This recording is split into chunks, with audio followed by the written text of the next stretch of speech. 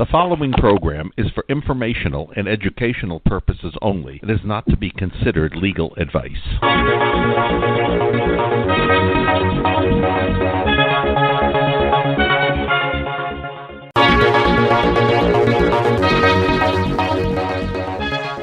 Have you received a notice of foreclosure on your property? Do you suspect that you're involved in an unfair or fraudulent loan agreement? Are you looking for a way to save your home? Would you like to cut through all the misinformation and find out what really works? Would you like to learn strategies that the so-called gurus aren't aware of? If you answered yes to any of those questions, a professional team at Mortgage Fraud Examiners can assist you and your attorney with all of these things and more. Contract breaches, errors, statutory regulatory violations, fraudulent appraisals, and other fraudulent conduct cause most mortgages to be legally problematic. In fact, the Federal Deposit Insurance Corporation found that nearly 2,000 financial institutions they assessed received citations for significant compliance violations. They also examined appraisals and found out that of the 259 appraisals reviewed for accuracy, only 7 fully complied with professional standards. Attorneys who have followed our methodologies have received multi-million-dollar awards and free title to the homeowner's property. There is a very high likelihood your mortgage contains an extensive error. At Mortgage Fraud Examiners, we know just how costly a missed opportunity can be. For almost 40 years, we have consulted, retained, and referred to by attorneys, lawyers, trial practitioners throughout the nation. Put another way, we are the trusted source for litigation support. A foreclosure is basically an allegation the homeowner breached the contract by failing to make timely payments. The contract is clear. The borrower promised they would make timely payments, and if they didn't, the lender could take the property. The only way to overcome the homeowner's breach is to show the lender breached first. Identify errors that would void the contract. Identify regulatory violations. Identify appraisal fraud and other fraudulent conduct. And the only way to find these wrongs is to thoroughly examine the whole mortgage transaction. This meticulous examination of your mortgage transaction and appraisal can identify legal defects that would make your mortgage unenforceable and entitle you to compensation or even free title to your property. Call us at 844-920-7200. That's 844-920-7200. 844-920-7200. Fraudsters Radio was created to expose the many scams and frauds that have so infected society today. Scammers, fraudsters, and rip-off artists abound, whether it's scamming homeowners with bogus foreclosure relief services, dating fraud, incompetent lawyers, or consumer rip-offs. It's high time the public has a voice. If you work in a profession that deals with fraud, or if you believe you were or are a victim of fraud, you now have a radio listening public that wants to hear from you. Please feel free to message us through our Fraudsters Radio Facebook page, and we may have you on the show as a guest. If you'd like to call in for today's show, the number is 646-668-8512.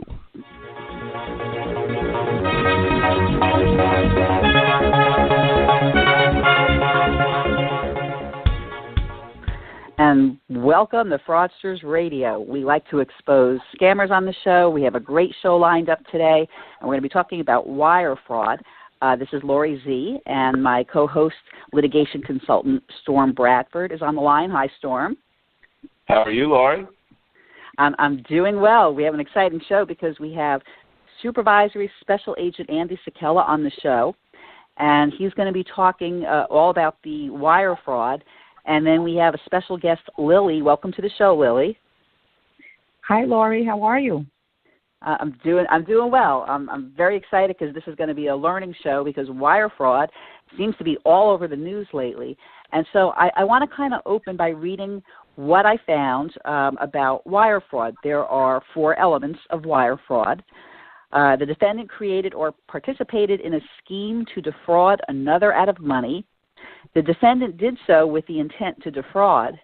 It was reasonably foreseeable that the defendant would use wire communications, and the defendant did, in fact, use interstate wire communications. So before we start, Lily, with your story and have the agent maybe explain some of this, Storm, can you give maybe a more layman's terms of wire fraud? Because I know you told me off the air that it can be on the phone. It's not just necessarily wiring money. So can you explain a little bit about that? Well, I'll tell you what, as a supervisory agent, most FBI agents, at least in the past, have always been either accountants or lawyers, And, we're very lucky to have a supervisory agent on the phone. He can answer that question for us. Okay. Agent, can you go for us? Sure. Wire fraud, the way the statute is set up, applies both to phone communications as well as communications via the Internet. So either would qualify for a potential wire fraud charge. Also, okay, so too, I was going to have, and I want to get your title correct. So in order to do that, can you give us a little bit about your background and so we address you properly? Sure. I'm a supervisory special agent with the Federal Bureau of Investigation in Tampa. I supervise the white-collar crime and public corruption squad. I've been an agent for 14 years. I was initially assigned working public corruption out of the Washington field office. When I graduated from new agents training, I spent 5 years doing that. Then I was assigned to FBI headquarters, where I was promoted to a supervisory special agent. I was assigned to the International Corruption Unit, which investigates fraud and corruption of U.S. persons and companies overseas. And then I've been here in Tampa in my current position for the last 6 years. Wow, pretty impressive. You just didn't fall off the apple cart. Thank you. So I know this is going to be an interesting show. I knew from the very beginning if we had somebody of his caliber on. How do you want to start? Do you want to start with Lily? How do you want to go, Laurie? Yeah. I think if we start with maybe Lily explaining what happened. Actually, it was to her mom, who was elderly. I want her to explain the story of what happened, and then maybe the FBI agent can respond, back and explain like what happens in situations like this, because it's becoming rampant here in the Tampa area. I'm seeing it on the news all the time. So, Lily, why don't you share your story? Okay. Hi, Laurie. Thank you for having me on your show. Okay. And it all started back in November 2017. My mom was going to be doing a closing. So on November 6th, the title company wires me their information so she could go ahead and do the wire transfer. So when I received the wire from the title company in my email, I print it out and I go get my mom and I take her to her bank, by the way, is Wells Fargo. So I take her to the Wells Fargo bank and I give the representative that was attending her the wiring instructions, and at the same time, I send an email to the title company. And I spoke to the closing agent, but I sent her the email and telling her that my mom was getting ready to send the wire. So she responds back and she says, okay, that's great. So the wire gets sent out. When the wire gets sent out, I send her another email and I tell her, the wire is sent out. You should be receiving it between half an hour to an hour. So once again, she responds, okay, thank you. I'll be on the lookout. About half an hour later, I get an email from her, and she just puts in her email, wire received. So I respond back, and I say, okay, thank you. I'll see you on Wednesday for the closing. The closing was November 8th. So Wednesday comes around, November 8th.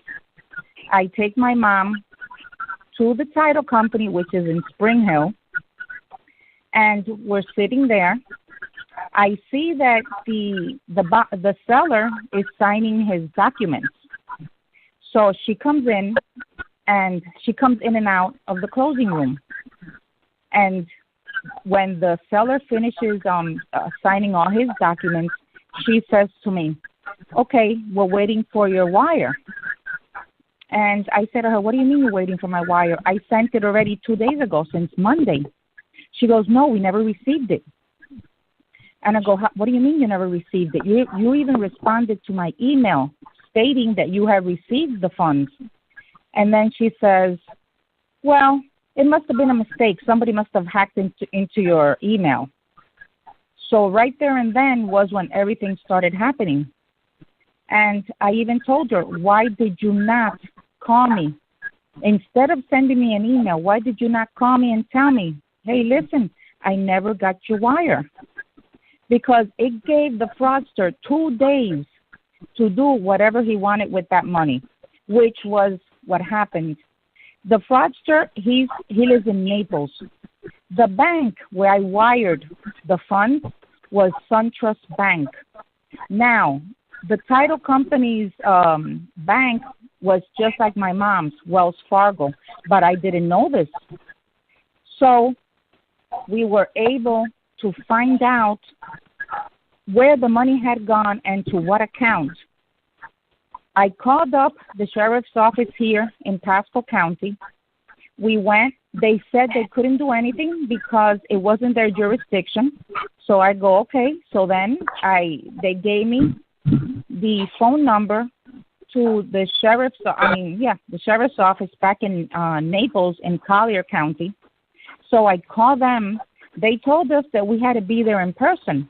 So I explained to him what had happened and that we were 3 hours away. So then what the sheriff did, he took my statement over the phone.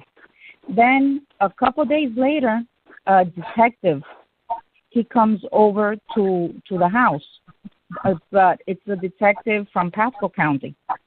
So he takes my statement. I was the interpreter to my mom because she doesn't speak English. She does understand English, but he took her statement also, and they couldn't do anything. So they transferred this case to Collier County. So Collier County detectives call me, and we were talking like for a week on the phone back and forth and explaining everything that happened. I gave him who the fraudster was, his address, everything because they had given it to me from the bank. And they were able to freeze the account, and in the account there was only $19,000. He had wired out 4 cashier's checks. One of them to Bank of America, one of them went to SunTrust, and another one went to a bank in Nigeria. So the detective goes over to the fraudster's house, and he talks to him, and he tells him, do you know that you took some money that wasn't yours? He says, oh, but I seen a lot of money in my account that Monday morning. But I have a girlfriend that she says it was her parents' money that they were paying off some debt that was owed. They were killed in a car accident, and after all those debts were paid, she was going to be coming into an inheritance. So the detective tells me that this person, his name is Mark Wise, has a big picture of the girl in his living room, that he met her on Twitter, and that she was saying that she loved him. So the detective tells me that this was like a love scam, and that they weren't going to arrest him because he was also a victim. And I've been everywhere. I've called everybody. I even called the FBI. They told me that I had to fill out a form online and explain what had happened, and that an agent would call me. That never happened. So then I hired an attorney. The attorney was going back and forth with the title company. So one of the owners of the title company, which is a lawyer, says that he wanted the original wire or the email.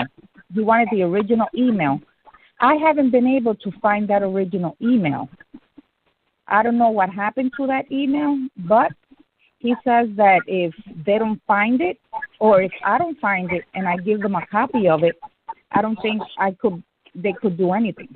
So I'm going back and forth with the attorney now, with my lawyer, and I'll see what happens from there. If not, My mom is out of $130,000 because they were just able to freeze $19,164. Also, Wells Fargo made her sign a hold harmless in order to recover that money back.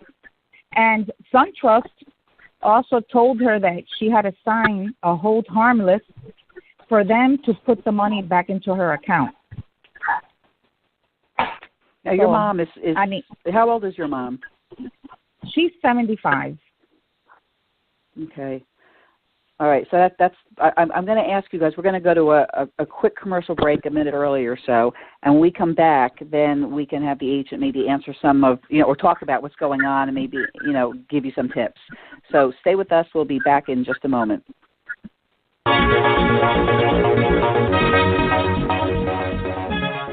Have you received a notice of foreclosure on your property? Do you suspect that you're involved in an unfair or fraudulent loan agreement? Are you looking for a way to save your home? Would you like to cut through all the misinformation and find out what really works? Would you like to learn strategies that the so-called gurus aren't aware of? If you answered yes to any of those questions, a professional team at Mortgage Fraud Examiners can assist you and your attorney with all of these things and more. Contract breaches, errors, statutory regulatory violations, fraudulent appraisals, and other fraudulent conduct cause most mortgages to be legally problematic. In fact, the Federal Deposit Insurance Corporation found that nearly 2,000 financial institutions they assessed received citations for significant compliance violations. They also examined appraisals and found out that of the 259 appraisals reviewed for accuracy, only 7 fully complied with professional standards. Call us at 844-920-7200. That's 844-920-7200. Mortgage Fraud Examiners, 844-920-7200. We're back on AM, FM 24/7 radio, and we have a great opportunity today because we have a supervisory agent from the FBI who's going to educate all of our listeners on how to avoid wire fraud and what other things that questions that we may ask him. He's going to try to straighten this out. Agent, you want to go ahead and try to answer Lily's problem here for her? Sure. Unfortunately, I'll just say this right from the beginning, the answer I have isn't going to be a great one in terms of making her and her mother whole. And first off, Lou, I'd like to say that I'm very sympathetic to this very tragic situation that you and your family are going through. And unfortunately, as you'll see from some of the numbers that I'm going to give you in a little bit, you are not alone in this. The country and Tampa Bay in particular have been hit particularly hard by this scheme. And that's one of the reasons why I think it's important to get the word out to folks through any kind of media outlets that we can, because this is not a crime problem that law enforcement is going to investigate or arrest our way out of. It's just way too prevalent, way too rampant for that to happen. As a result, I think really awareness is our best line of defense. We need to educate folks, tell them about this scheme so that they can hopefully be aware of it and are less likely to fall victim to it. Lily, the description of the events that you played out, if I was going to write up a fictional story, an example of this, it would almost read verbatim of how you described it, because this is a textbook example of this type of scheme. As I mentioned, I'm going to give some numbers in terms of how much this scheme, which we call business email compromise, that's the official name of it. And it's important for folks to remember that term because, as I'll explain later on, if, God forbid, you become a victim of this type of scam, when you report it to the FBI, you want to make sure that you let them know it's a business email compromise scam, because that's going to enact a certain set of protocols that we have set up to try to recover the money for the victims. So there's been a significant increase in business email compromise over the last 3 or 4 years. It really started in about January 2015, and there has been a 2,400% increase since that time. And just from 2016 to 2017, the losses increased significantly. So, and this information is based on the Internet Crime Complaint Center and a fraud report that they issue every year. So just last month, for 2017, the Internet Crime Report was released. and that's published by the FBI, which oversees the Internet Crime Complaint Center. In 2016, the reported losses from business email compromise was $350 million. That's nationwide.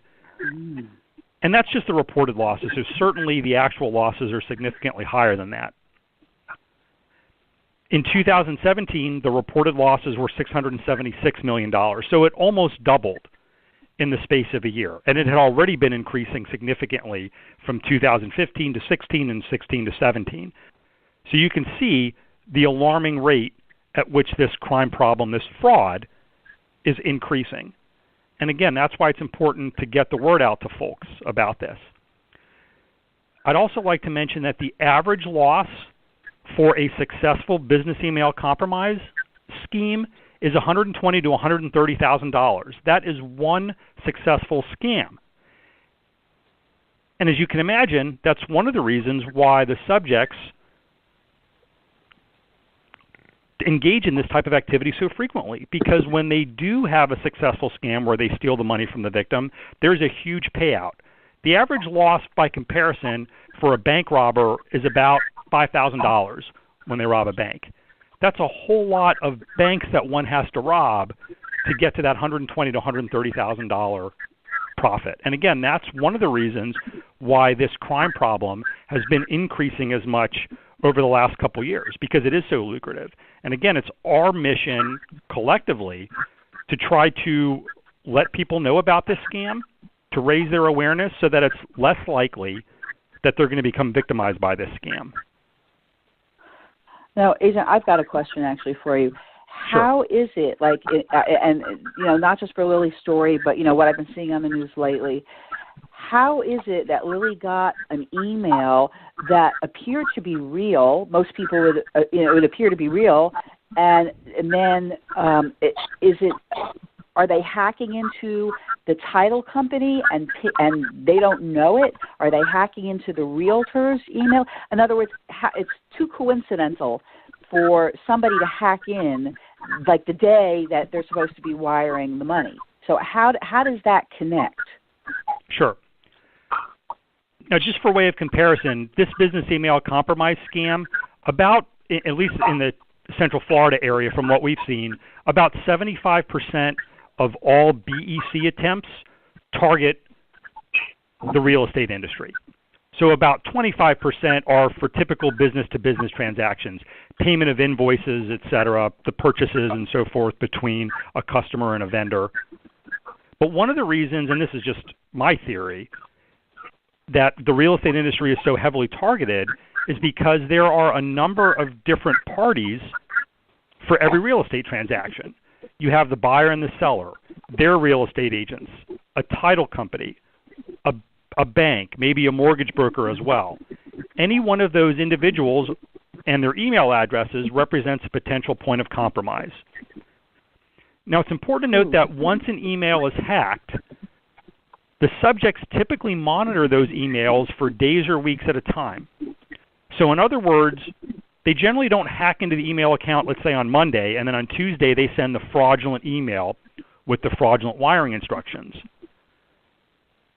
They take their time reading those emails, again, over a course of days or weeks or even months. And they're doing that for a few reasons. One is they're trying to figure out the terminology that that particular business uses. They're also trying to identify the people associated with a particular transaction. And the reason why they take their time to learn about the victim and about the victim transaction is because when they send that spoofed email, and when I say a spoofed email, it's from a fraudulent email address, which I'll talk about in a minute. But when they send that fraudulent email, they want it to appear as legitimate as possible.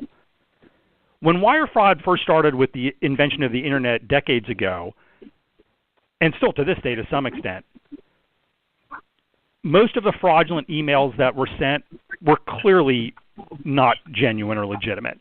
They were full of typographical errors and misspellings. It looked like a kindergartner had written up some of these. Well, they've become much more sophisticated over the years, especially in the context of the business email compromise scheme.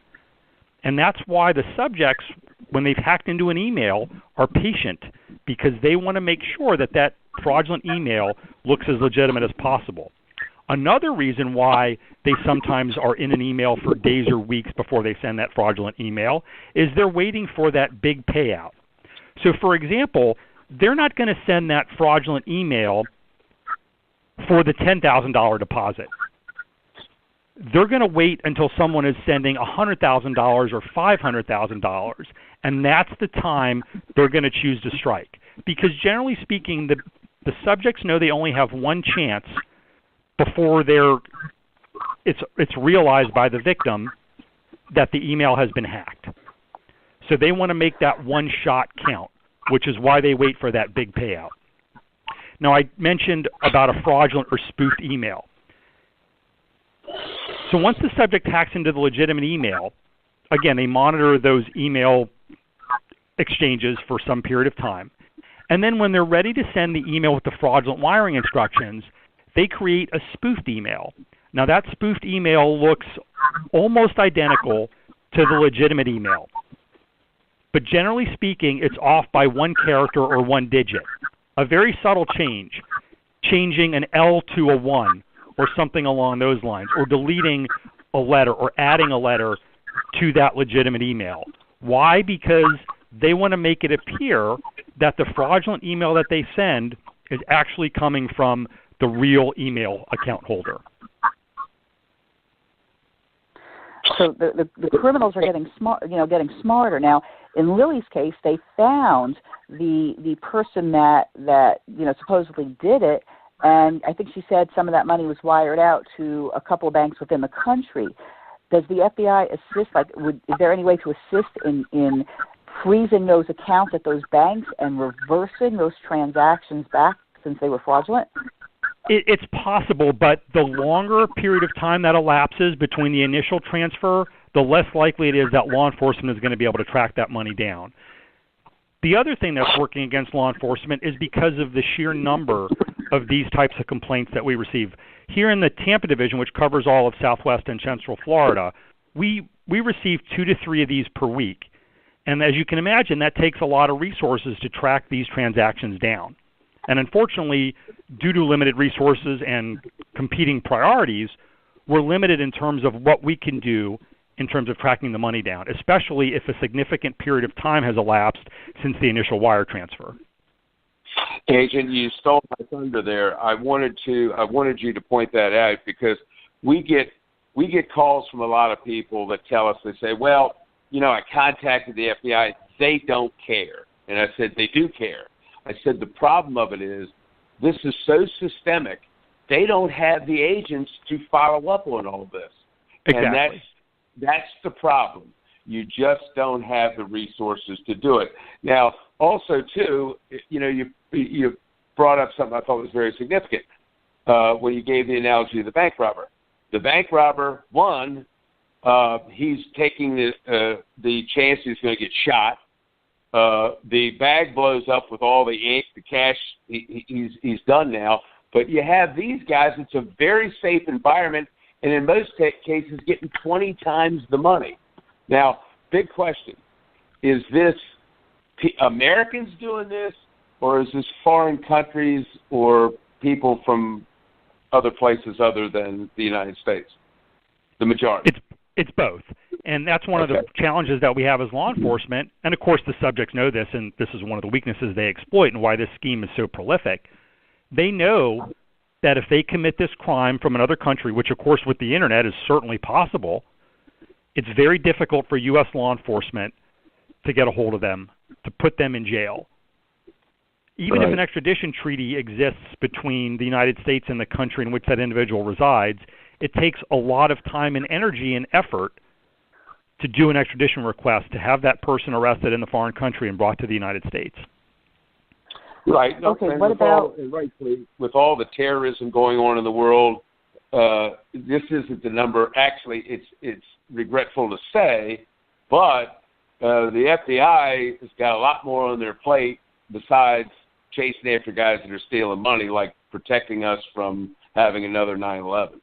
That's absolutely right. And as I mentioned, that's one of the many violations, one of the the many threats that are competing for our limited investigative resources. Now, I do have one other question. I do have one other question for the agent. In the United States, they have, and I don't know how familiar you are with this, but in the United States, there are dry settlement states, there are wet settlement states. Are you familiar with those two terms at all? I'm not. Okay. Well, there's a lot more dry settlement states than there are wet settlement states. A few of the wet settlement states are where I'm in the local area. D.C., Virginia, Maryland are wet settlement states. Basically, the money gets transferred almost immediately. In dry settlement states, usually the money doesn't get transferred or wired for a few days afterwards, so the bank can look over the documentation, make sure everything has been done properly, and then they'll release the funds. My question would be, I'm almost reasonably sure that Florida is a dry settlement state. Be that as it may, and, assuming that is true, how do these people get by in a dry settlement state when the funds don't get transferred for several days afterwards, or at least within a couple days? Yeah, I can't answer that because that issue has not come up before. That question has not come up before. As I said, I'm not familiar with that terminology. Okay. Because it would appear that in a dry settlement state, if it's taking a few days before that money gets wired from, let's say, SunTrust to the title company to disperse funds, it almost seems that it would be impossible for someone to get in the middle of that and steal the money. So that's clearly not the case based on the amount of loss that we've seen here in Central Florida. Right. Yeah, and I'm going to stop you guys. Yeah, I'm going to stop you guys just for a second because we're going to go to a commercial break, and then Agent Secla, you can answer, but I know Lily has another question. So let's go to a quick break, and we'll be right back.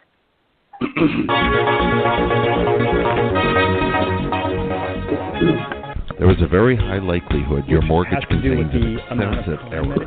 At Mortgage Fraud Examiners, we know just how costly a missed opportunity can be. For almost 40 years, we have consulted, retained, and referred to by attorneys, lawyers, trial practitioners even after the closing. Put another way, we are the trusted source for litigation support. But foreclosure is basically an allegation the homeowner breached the contract by failing to make timely payments. The contract is clear. The borrower promised they would make timely payments, and if they didn't, the lender could take the property. The only way to overcome the homeowner's breach is to show the lender breached first, identify errors that would void the contract, identify regulatory violations, identify appraisal fraud and other fraudulent contact. And the only way to find these wrongs is to thoroughly examine the whole mortgage transaction. This meticulous examination of your mortgage transaction and appraisal can identify legal defects that would make your mortgage unenforceable and entitle you to compensation or even free title to your property.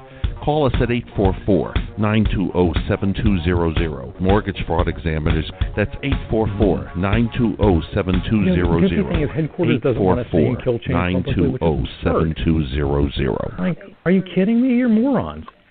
We're back on AM/FM 24/7 radio with supervisory agent from the FBI who's explaining wire fraud in relation to real estate transactions. Getting back to it for a second, Agent, you would think that the banks obviously know this problem. The title companies obviously know this problem. What type of coordination is there in helping you guys protect the populace? What type of what are they doing to help one another to help you solve this problem, if any? There is no law that regulates the banks in terms of how they have to respond to these types of wire fraud incidents. So that's largely left up to the individual banks. And we've had the unfortunate need here in FBI Tampa to work with a number of banks because we have been hit so hard with this fraud in our area. And the response from the banks has varied pretty significantly from one bank to another. Much of our success in dealing with the banks and recovering funds for the victims results from cooperation with the banks, and that's based on relationships that we've developed working with specific investigators at each of these banks. And we've tried to increase our network for banks. Every time we run into a bank that we don't have any contact with, we try to establish that contact for future reference and to build up that relationship. And sometimes, for some of the banks that we deal with more frequently, we get excellent responses from the fraud investigators. Okay, Right. I think Lily had a question though too for the agent. Sure. Yes, I had a question. One of the wires cashier's checks that Mark Wise, the fraudster sent out was to a company that was in Maryland. I mean, the detective in Naples, he did speak with the company owner, and that cashier's check that he sent out was for $34,000. Now, this company owner said it was even frozen. They even froze the funds in the bank. But he said that it was a job that he had done for the individual and that he was owed that money. But the detective turned around and told me that he was probably in all this, because when he told him if he could send him a copy of that contract that they owed him the money, he said he had to speak to his lawyer. Then the detective in Naples told him that if he could have his lawyer's phone number, or if he could give the lawyer his number here, and he just said that he would look for it and get back to him. My question is, they already know two of the individuals that took the money. Why haven't they done anything? Why haven't they arrested him? Especially Mark Wise, which was the first person that did all this wrongful money taking. Why isn't he in jail? Because nowadays you do the littlest thing and boom, right away you're in jail. And then they go out looking for you. They spend time looking for the person that committed the crime, and in this case, they know who committed the crime. They went out to his house. They know everything about him, and still he got scot-free. My mom is out of $130,000, and this guy, nothing happened to him. He's still walking the streets, and he will do this again because he saw that he got away with it this time. So Storm went over what we call the elements of a crime, and that crime in this case being wire fraud. So in order to convict someone of a federal crime, the government has to prove each of these elements. And so one of the critical elements for any type of fraud scheme, including wire fraud, is knowledge or intent, meaning that the government has to prove that the person that we're charging knew that they were dealing in stolen funds. So in this particular case, as we see with many other recipients of the funds, who we often refer to as money mules, they are often recruited from one of two methods. One, they're victims of romance scams, as appears to be the case here, or they're recruited for legitimate work from home, for what they think are legitimate work from home jobs through the internet. Now, in both cases, and this is based on interviews of many money mules that we've done over the last year or so, they generally don't know that the money they're receiving is the proceeds of illegal activity. And that is necessary for the government to establish that fact if we're going to charge the recipient, the money mule, with a violation of federal law. Again, in this case, could be money laundering, could be wire fraud. So if a person thinks that what they're doing is legal, it's on the government, it's our burden to then show that they knew or should have known that what they were doing was actually illegal. And that's a very difficult, in most cases, that's very difficult for us to establish that proof. Agent, you're on your A-plus game today. Let me dovetail on that just a little bit. Lily, you said that, they come after you for the littlest of things. Well, when it's a little thing, it's easy to prosecute. You ran a red light. There's a policeman sat there, watched you run the red light. Easy to prosecute. But when you're dealing with sophisticated cases like these are, where many parties can be involved, a prosecutor, especially a federal prosecutor, he's got to make sure that he's got every single bit of possible evidence that's there so that he can prosecute that case and walk away with a conviction. Because if he gets some great criminal defense lawyer, he's going to be attacking that case. And if that prosecution doesn't have all the evidence and doesn't have all their ducks in a row, that guy's going to walk. So before these federal prosecutors bring about a case, they want to make sure they've got everything they need to nail that guy. And sophisticated cases like the agent's talking about, this isn't something that happens in a month. It may be a year before all the investigation is enough that they can take it to the prosecution and the federal prosecutor can prosecute. That's absolutely right, Storm. Yeah. All right, Storm. So then, if Lily has an attorney, would that attorney end up? Lily, has your attorney actually spoken with the detectives? At either location, are they working with them? No, he's spoken to the title company, the attorney there. He hasn't spoken to any of the detectives because they're not doing anything else. They told me to reach out to the FBI, and I did that also. In the first week when all this money was stolen, I did all of that, and I had no positive results. Yeah, I never received anything from the FBI, and I explained to them everything in an email because they told me that's the way that I had to get a hold of them. And, it's been very frustrating. My mom has been very sick, and her blood pressure has been through the sky because that was one of her life savings, and it was just to purchase her home. And she's out of all that money. And the thing is that the other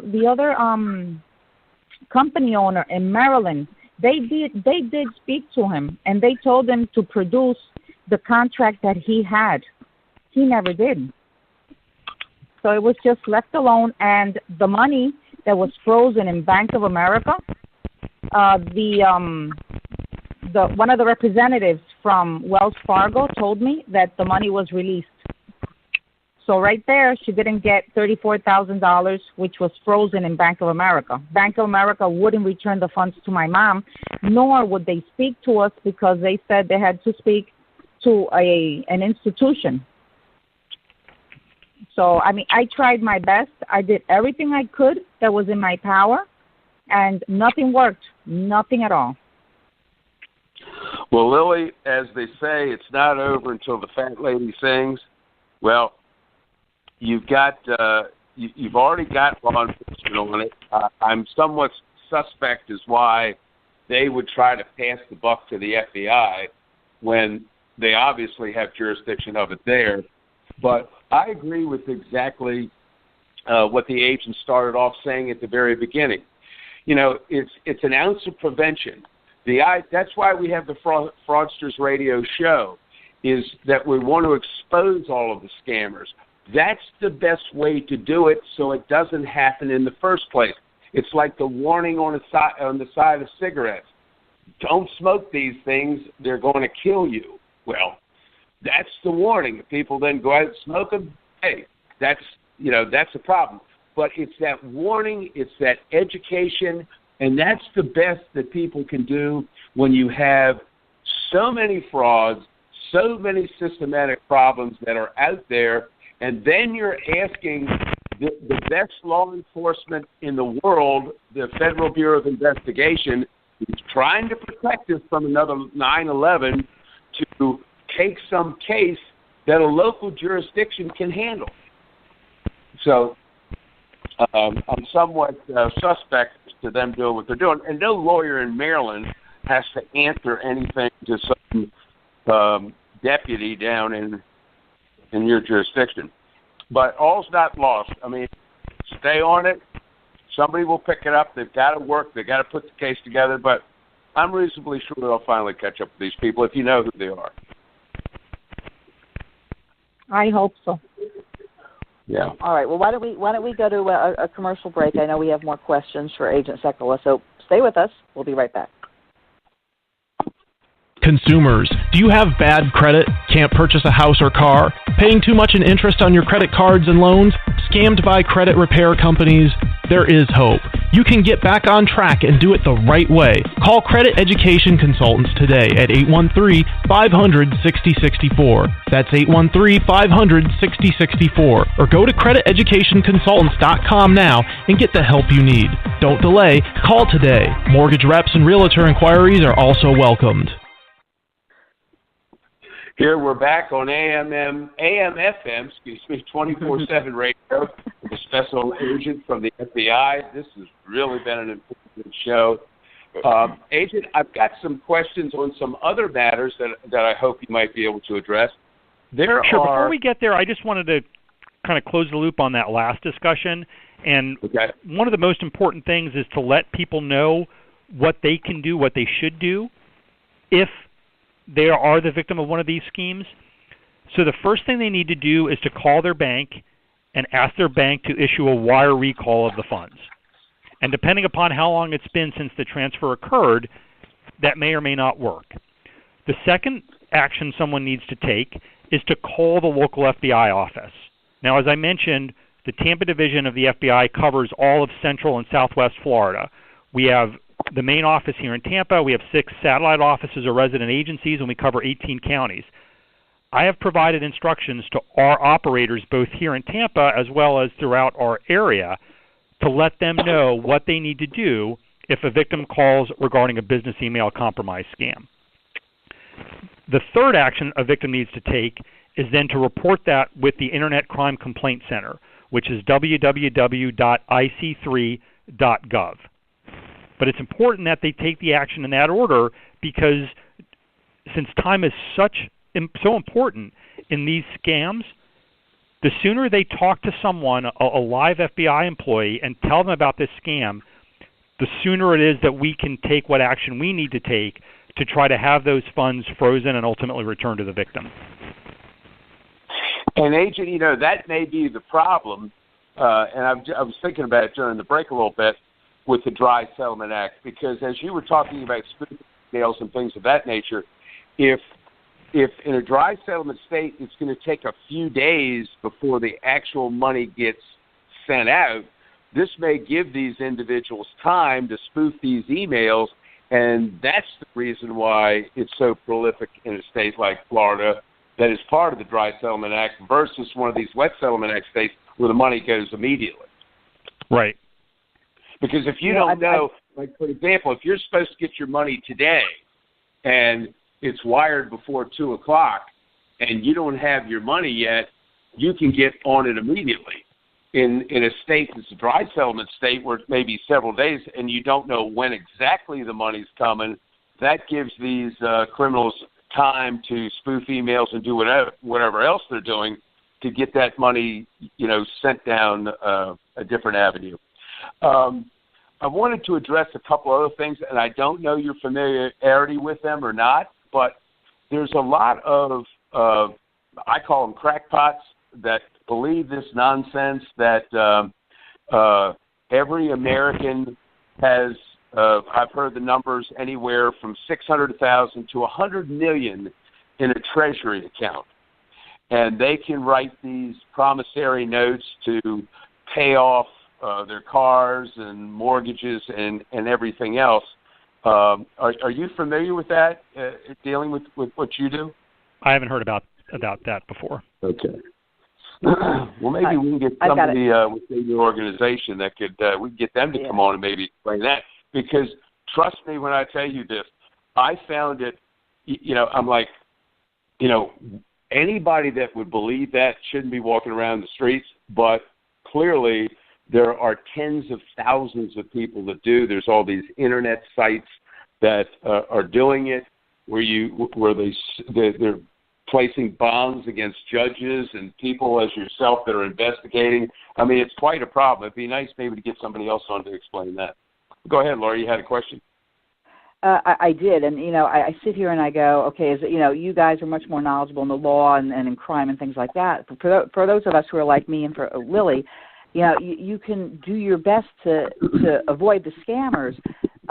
But if you are wiring funds, my thought would be, shouldn't title companies or banks be required to maybe have encrypted emails so that no one can hack into those emails, although maybe it's possible for someone to do that, I don't know. But wouldn't that be an additional layer of security if you're going to wire funds? Because after listening to her story, and I know other stories similar to this, I don't think I would ever wire anybody anything ever again. If I were to buy a house, I would bring a certified check, and you know what? If the title company is not going to accept a certified check from me, I'd say, well, I'm done with you, because it's to lose that kind of money. That it made her mom sick. People they've lost everything. They're devastated. So would encrypting the emails between these parties maybe be a requirement that would stop a lot of this hacking? I always say that a hacker is like a car thief. You can have the best anti-theft device on your car, but if you have a thief who knows what they're doing, they will find a way to steal your car. And it's the same thing with email. Obviously, it's prudent to have a strong password to ensure your firewall software is up to date, to exercise good internet discipline and not download suspicious documents or click on suspicious links. But all that being said, if you have a determined hacker, you should make the assumption that they will hack into your email if they're determined and if they're good at what they do. Now, that being said, I have heard recently of one title company established a secure website specifically for providing wire transfer information. So you have to establish a logon and a password to get access to that special website, that secure website, so that you can find out your wiring details. Yeah, now, I actually know who that is, yes. Hold on. Agent, do you know whether or not that's a nationwide title company, or is that just, in a specific jurisdiction? He's here. I'm not sure. I don't recall which title company it was. Yeah, okay. I think I actually know who it is, yeah. Yeah, that goes to another point, though. And I give presentations to real estate associations, title companies, business conventions, and I tell everybody the same thing. The easiest and quickest and cheapest way to prevent this fraud from occurring is by instituting some sort of two-factor authentication, meaning don't assume that the wiring instructions you get via email are correct and legitimate. If you ever receive banking information, pick up the phone, call the person that sent you the information, the person that you presumably have been dealing with in the past, and verify the information. And don't call the phone number that's listed on the email, because guess what? We've seen instances in spoofed emails where the bad guy changes that phone number, changes a legitimate phone number, and makes it their own phone number. That way, if you call, you're not calling the real person, you're calling the subject. So pick up the phone and verify any and all wiring transfer instructions that you get to make sure that those are legitimate. Okay. Now, I want to ask before we still have about 8 minutes, but Lily, did you have any last questions? No, I don't. Thank you. Okay. All right. That's fine. And Storm, any questions? No, but I purposely haven't repeated the supervisory agent's name. Again, the supervisory agent has given our listeners the numbers to call. They're not to call him. I'm sure you'd be inundated with phone calls and emails. So if maybe you can give out those numbers again, where these people can call your associates there at the FBI and report these types of things. Certainly. I'll give the main number for the Tampa main office, which is 813-253-1000. And if they're anywhere within Central or Southwest Florida, that's the number they should call. But it's a menu-driven phone system, so you can eventually find your way to an operator. And like I said, you want to mention specifically that this is a business email compromise incident. You can also call one of our 6 resident agencies or satellite offices, which are spread throughout Central Florida. Okay. Also, too, how about? I'm sure that that you have counterparts around the country that have the same supervisory mandate that you have. If somebody is in California, for an example, or Hawaii, or some other state outside of Florida, what number could they call, or where can they go to get the type of information that you're explaining them today? They should look up the phone number for their local FBI office. We have 56 FBI field offices across the country and over 400 resident agencies or satellite offices across the country. Great. Okay. And I have one last question before we kind of close out. When we're talking about wire fraud, does that include things like, the scams that go through Facebook Messenger where someone's beaten up and they're sending them money? I mean, does that include like PayPal scams, anything that's done online through Facebook? It encompasses all of that. It does, but the business email compromise is by far the number one most common type of Internet fraud that we see. The second most common type are the romance or confidence scams at $211 million, where the BEC is $676 million.